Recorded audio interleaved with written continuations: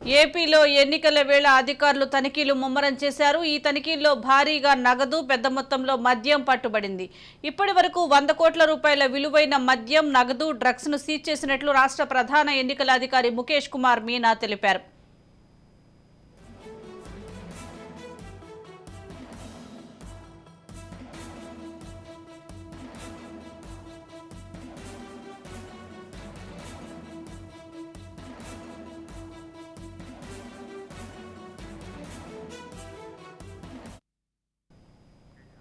ఓటర్లను ప్రలోభపెట్టేందుకు నగదు, liquor, drugs, బంగారం, వెండి, ఇతర వస్తువులు తరలిస్తున్నట్లు చెప్పారు. అక్రమ రవాణాపై పటిష్ట నిఘా పెట్టామన్న సీఈఓ మీనా మొత్తంగా 100 కోట్ల రూపాయల విలువైన లిక్కర్, నగదు, డ్రగ్స్ సీజ్ చేసినట్లుగా తెలిపారు. దీనికి సంబంధించి మోర్ అప్డేట్స్ మా ప్రతినిధి శ్రీరామ్ అందిస్తారు. శ్రీరామ్,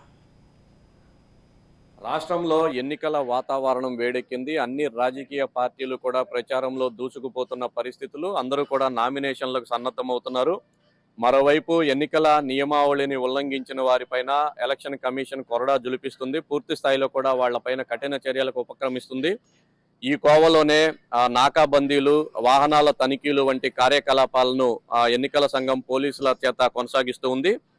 ఈ దాడులలో పూర్తి స్థాయిలో కూడా పోలీసులు భారీ ఎత్తున నగలు, మద్యము, అలాగే ఇతర విలువైన వస్తువులను స్వాధీనం చేసుకుంటున్న ఘటనలు అయితే నమోదవుతున్నాయి. గడిచిన నెలలో ఈ ఎన్నికల సంఘం మీడియా సమావేశం ఏర్పాటు చేసిన తర్వాత నుంచి కూడా ఇప్పటి వరకు ఒక ఏపీ రాష్ట్రంలోనే సుమారుగా 100 కోట్ల విలువైన అక్రమంగా తరలిస్తున్న డబ్బునైతేనేమి, నగదును, మద్యాన్ని అయితే పోలీసులు స్వాధీనం చేసుకుని ఎన్నికల సంఘానికి లెక్కలు చెప్తున్నారు. ప్రస్తుతం ఈ సోదాలు అయితే ప్రతి చోట కూడా కొనసాగుతున్నాయి. పోలీసులు ఉదయం, మధ్యాహ్నం, సాయంత్రం, అలాగే అర్ధరాత్రి సమయాల్లో కూడా పలు ప్రాంతాల్లో నాకాబందీలు నిర్వహిస్తున్నారు. సమస్యాత్మకంగా ఉన్న ప్రాంతాలు, క్రిటికల్గా ఉండే ప్రాంతాలన్నింటిలోనూ కూడా ఈ నాకాబందీలు నిర్వహిస్తున్నారు. జిల్లా టు జిల్లా సరిహద్దుల్లో కూడా పోలీసులు పూర్తి స్థాయిలో కూడా వాహనాల తనిఖీలను అయితే కొనసాగిస్తున్నారు. ఈ తనిఖీల్లో భాగంగా అక్రమంగా తరలిస్తున్న మద్యం అనేక చోట్ల పట్టుబడింది. అలాగే భారీ ఎత్తున తరలిస్తున్న నగదు కూడా పోలీసులు స్వాధీనం చేసుకుంటున్నారు. కేవలం కార్లు, ఖరీదైన వాహనాలే కాకుండా ఆటోలు, 2 వీలర్ వంటి వాహనాలను కూడా ర్యాండమ్ గా తనిఖీ చేస్తూ ఉన్నారు. ఇక విశాఖ, గుంటూరు, అలాగే విజయవాడ, తిరుపతి ఇట్లా ద్వితీయ శ్రేణి ప్రధాన పట్టణాల్లోనే కాకుండా ద్వితీయ శ్రేణి పట్టణాల్లో కూడా ర్యాండమ్ గా ఆయా జంక్షన్లో తనిఖీలు నిర్వహిస్తున్నారు. ఈ తనిఖీల్లో భాగంగా విలువైన నగదును అయితే స్వాధీనం చేసుకుంటున్నారు. పలు చోట్ల వెండి, బంగారానికి సంబంధించిన వస్తువులను తరలిస్తున్న ఘటనలను కూడా పోలీసులు నమోదు చేశారు. వీటన్నింటినీ కూడా స్వాధీనం చేసి అధికారులకు అప్పగిస్తున్నారు.